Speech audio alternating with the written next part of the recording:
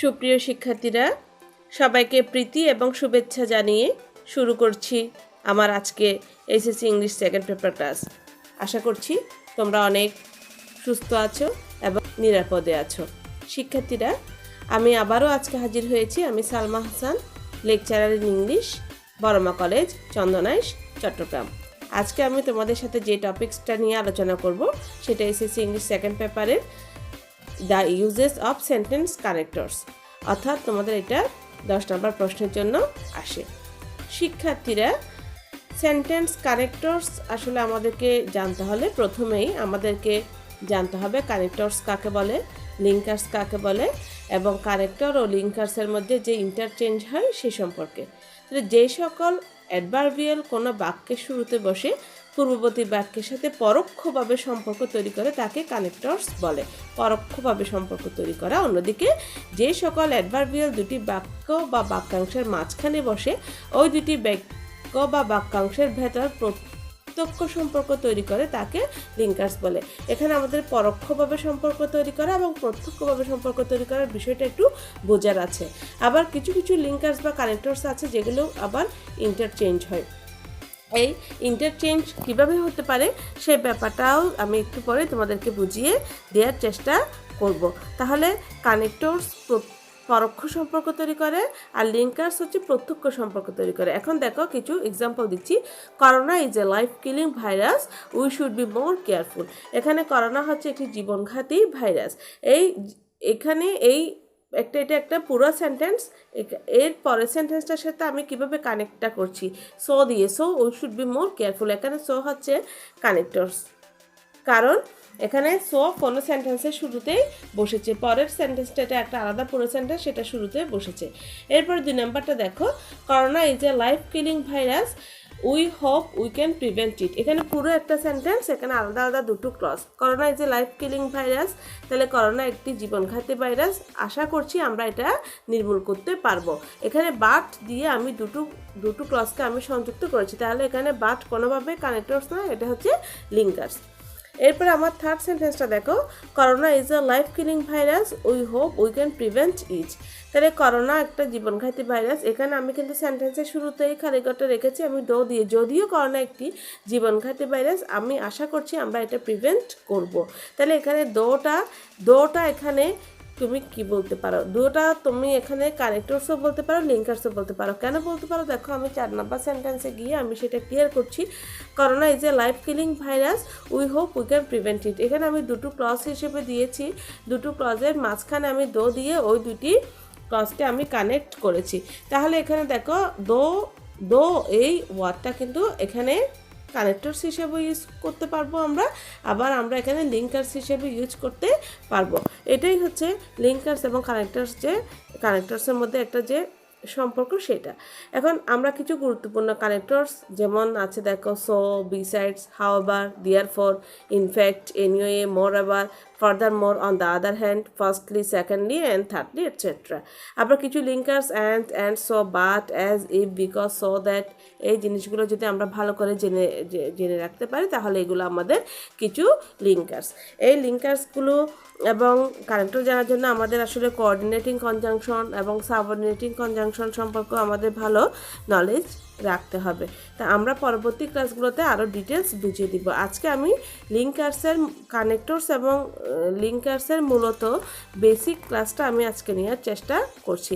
প্রিয় শিক্ষার্থী, এর মধ্যে দেখো আমি তোমাদেরকে কিছু কানেক্টরস, গুরুত্বপূর্ণ কিছু কানেক্টরস যেটা তোমাদের একদম তোমরা যদি এটা ভালোভাবে জেনে রাখতে পারো, অর্থাৎ তোমাদের সম্পদ হিসেবে তোমরা সেই কানেক্টরসগুলোর ওয়ার্ড মিনিংগুলো যদি তোমরা জেনে রাখতে পারো তাহলে তোমাদের আর পরীক্ষায় আনসার করা কোনোভাবেই কষ্টকর হবে না এবং তোমরা কানেক্টরসে আশা করছি তোমরা পূর্ণ ক্রেডিট পাবে। এই যে এখানে দেখো কিছু ওয়ার্ড দিয়েছি আমি এবং সেগুলোর মিনিংও আমরা দিয়েছি। এটা তোমাদেরকে যেটা করতে হবে একদম সম্পূর্ণরূপে মুখস্থ করতে হবে, যেটা সারা জীবনের জন্য শেখা হয়ে যায়। যেমন অ্যাজ এ রেজাল্ট, ফলে, সো অথবা দেয়ারফর, তাই বা সুতরাং, অন দ্য কন্ট্রারি অন্যদিকে, বাট কিন্তু, দ্যাট যে, দেন তারপর, এইভাবে তোমরা সবগুলো শিখে ফেলবে। এবং এখানে তো তোমরা ছোটোবেলা থেকে পড়ে আসছো অ্যান্ড অর্থ, এবং এটা তো তোমার নতুন করে করে শেখার নেই, তারপর তাকে ইফত্ত শর্ত বা যদি এতে নতুন করে শেখার নেই। কিছু কিছু আছে যেগুলো একটু নতুন মনে হচ্ছে, একটু স্ক্রিনশট দিয়ে নাও এবং সেগুলো তোমরা ভালোভাবে মুখস্থ করে ফেলো। এরপরে দেখো আমি কিছু রুলসের মধ্যে চলে যাচ্ছি। কানেক্টরসের 1 নম্বর রুলসটা আমি যেটা দিয়েছি, দেখো কোনো কাজ বা কোনো কিছু সম্পর্কে একই ধরনের বক্তব্য ধারাবাহিকভাবে উপস্থাপন করলে সাধারণত ফার্স্টলি, সেকেন্ডলি, থার্ডলি বসাতে হয়। এই নিয়মটা অনুযায়ী কিন্তু প্রায় সময় পরীক্ষায় আসে। আমি এক্সাম্পল হিসেবে দিয়েছি, দেখো Facebook is one of the most popular social networking sites. তাহলে ফেসবুক আমাদের খুব জনপ্রিয় একটি সামাজিক যোগাযোগ মাধ্যম। It has both merits and demerits. এটার অনেক উপকারিতা এবং অনেক অপকারিতা আছে। Firstly, it waste our money uselessly. প্রথমত এটা আমাদের একদম অনেকগুলো টাকা অপচয় করে ফেলে। Secondly, it kills our time. দ্বিতীয়ত, এটা আমাদের সময় নষ্ট করে। Thirdly, it makes us idle and so on. তৃতীয়ত, এটা আমাদেরকে অলস করে দেয় এবং আরও অনেক কিছু করে দেয়। তাহলে আমি এখানে দেখো ডিমেরিটসের বর্ণনাগুলো এই সেন্টেন্সগুলোর মধ্যে আসতেছে।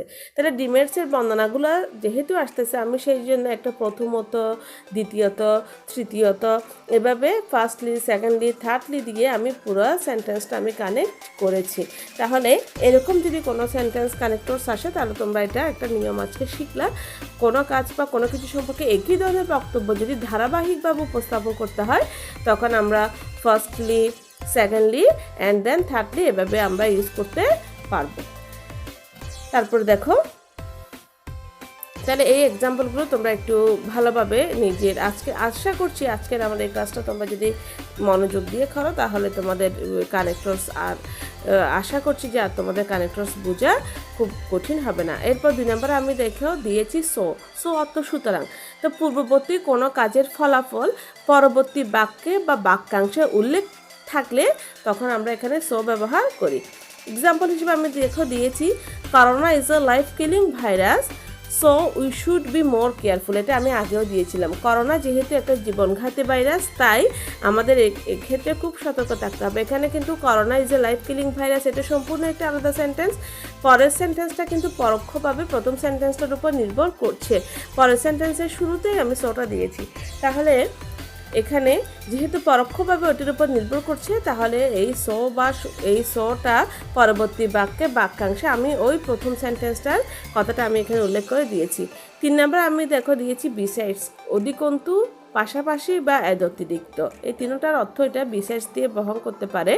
একটি কাজ উল্লেখ করার পর সেটির সমর্থনে আরও একটি কাজ উল্লেখ করলে বা একটির পাশাপাশি আরেকটি কাজ সম্পাদন হলে তখন বিসাইডস বসে। যেমন corona is killing us very fast, corona আমাদেরকে খুব দ্রুত মেরে ফেলে। Besides, it compels us to break down the discrimination among the rich and the poor. পাশাপাশি এটা আমাদের ধনী এবং গরিবের যে একটা বৈষম্য, সেটাও কিন্তু দূর করেছে। করোনা এখানে কে ধনী কে গরিব সেটা বিবেচনা করে। এই রোগে মানুষ আক্রান্ত হচ্ছে না। তাহলে করোনা যে আমাদেরকে করোনা ভাইরাস আক্রান্ত হলে মানুষ দ্রুত মরে যাচ্ছে, এটা যেমন সত্য, এটার পাশাপাশি করোনা ভাইরাস ধনী এবং গরিবের মধ্যে যে বৈষম্য, যে বিভেদ, সেটাও কিন্তু দূর করেছে। অর্থাৎ মরণের জন্য ধনী বা গরিব নেই। এই পাশাপাশি কথাটা যে উল্লেখ করেছি, এটার পাশাপাশি এটাও হতে পারে। এরকম যদি কোনো সেন্টেন্স আমাদেরকে কানেক্ট করতে হয়, তখন আমরা বিসাইডস দিয়ে এই বিসাইডস ওয়ার্ডটা দিয়ে আমরা এই সেন্টেন্সগুলো কানেক্ট করতে পারি। 4 নম্বর দিয়েছি, দেখো হাওয়াভার, যা হোক, পূর্বের বাক্যের উপর জোর প্রদানের জন্য বা সেটির চূড়ান্ত পরিণতি উল্লেখ করতে আমরা হাওয়াভার বসাতে পারি। এক্সাম্পল দেখো, corona class in many ways. Corona আমাদেরকে অনেকভাবেই মেরে ফেলতে পারে। অনেকভাবে, যেমন করোনা শ্বাসকষ্টের মাধ্যমে শ্বাসকষ্ট হচ্ছে, কারো করোনা ভাইরাস আক্রান্ত হলে হার্ট অ্যাটাক হচ্ছে, কারো কিডনি ফেলিয়ার হচ্ছে। তার অনেকভাবে মানুষকে করোনা ভাইরাস অনেকভাবেই লক্ষণ প্রকাশ করে, কিন্তু মানুষ মারা যাচ্ছে। এটার আবার দেখো, হাওয়াভার we can finally stop it. এই যে আমরা একটা আশা করছি, তারপরেও আমরা একটা আশা করছি যে যাই হোক না কেন আমরা হয়তো বা করোনা ভাইরাসকে নির্মূল করতে পারবো। তাহলে পূর্বের বাক্যের উপরে জোর প্রদানের জন্য সেটির চূড়ান্ত পরিণতি, আমরা এখানে চূড়ান্ত পরিণতি হিসেবে কি চিন্তা করছি, যে আমরা যাই হোক না কেন আমরা হয়তো বা করোনা ভাইরাসকে একদিন নির্মূল করতে পারবো। এই চূড়ান্ত পরিণতি যখন বোঝানো হয়, তখন বাক্যে হাওয়াভার দিয়ে আমরা সেন্টেন্সটা কানেক্ট করতে পারি। 5 নাম্বার দেখো on the other hand. On the other hand বা অন দ্য কন্ট্রারি এগুলো একই ওয়ার্ড মিনিং বহন করে অপর পক্ষে বা অন্যদিকে। একটি বক্তব্যের বিপরীতে অন্য একটি বক্তব্য যখন উপস্থাপন করা হয় তখন অন দ্য আদার হ্যান্ড বসে। এক্সাম্পল হিসেবে আমি দেখো দিয়েছি Adib can solve a some easily. Adib একটা অঙ্ক সহজে করতে পারে। অন দ্য আদার হ্যান্ড অপর পক্ষে Shan can solve a sum very easily. Shan খুব সহজে এটা সলভ করতে পারে। তাহলে এখানে দেখো একটা হচ্ছে ইজিলি সহজে, আর একটা দিয়েছে কি ভেরি ইজিলি খুব সহজে। তাহলে এখানে অপর পক্ষে কথাটা আমাকে অবশ্যই আনতে হবে। একজন আদিব পারে অঙ্কটা করতে সহজে, কিন্তু অন্যদিকে শান পারে খুব সহজে। তাহলে এটা অপর পক্ষে যখন আমি একটা বক্তব্য উপস্থাপন করেছি, একটার বিপরীতে যখন আমি আরেকটা বক্তব্য উপস্থাপন করেছি, সেখানে আমি অন দ্য আদার হ্যান্ড এই কানেক্টরসটা ইউজ করেছি। তাহলে এখানে আমি দেখো বিশেষ দ্রষ্টব্য দিয়ে একটা কথা বোঝানো তোমাদেরকে চেষ্টা করেছি। শিক্ষার্থীরা, আমাদের কিছু লিঙ্কার্স, অনেকগুলো লিঙ্কার্স আছে প্রায় একই মিনিং বহন করে, অর্থাৎ সিনোনিমাল কানেক্টরস। এগুলোকে মূলত বলা হয় সিনোনিমাস কানেক্টরস, যেমন however, but, yet, notwithstanding, nevertheless etcetera. এগুলো কিন্তু পরস্পর সমার্থক শব্দ। হাওয়েভার দিয়ে যেটা তুমি যেই কানেক্টরসটা তুমি হাওয়েভার ইউজ করতে পারবা, সেখানে বাট দিতে পারবে, সেখানে ইয়েট দিতে পারবা, কোনো সমস্যা নেই। আবার so, therefore, hence, consequently, thus, as result etcetera এগুলো কিন্তু প্রায় সমার্থক। যেখানে তুমি সো ইউজ করতে পারবা, সেখানে তুমি দেয়ারফোরও ইউজ করতে পারবা। On the other hand, on the contrary, conversely পরস্পর সমার্থক শব্দ। অন দ্য আদার হ্যান্ড অপর পক্ষে, অন দ্য কন্ট্রারি বিপরীতে, একই তো শব্দ। তাহলে আমরা মোটামুটি কিছু লিঙ্কার্স, কিছু কানেক্টরসের ওয়ার্ড আমরা জেনে গেলে, মিনিং আমরা জেনে গেলে আমাদের কানেক্টরস আসলে আনসার করা কোনো কঠিন কিছুই না। আমরা 4 নাম্বার আমাকে দেখে দিচ্ছি বিসাইডস, মোর আবার, ইনফ্যাক্ট এগুলো পরস্পর সমার্থক শব্দ।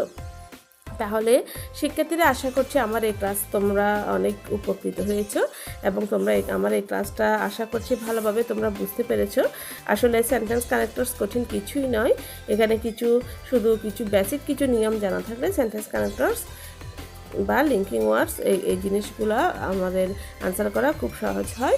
তাহলে আশা করছি তোমরা ক্লাসটা মনোযোগ দিয়ে দেখবে এবং ভিডিও পজ করে দেখতে থাকবে। তা তোমরা সবাই সুস্থ থাকবে এবং ভালো থাকবে। ধন্যবাদ সবাইকে। আল্লাহ হাফিজ।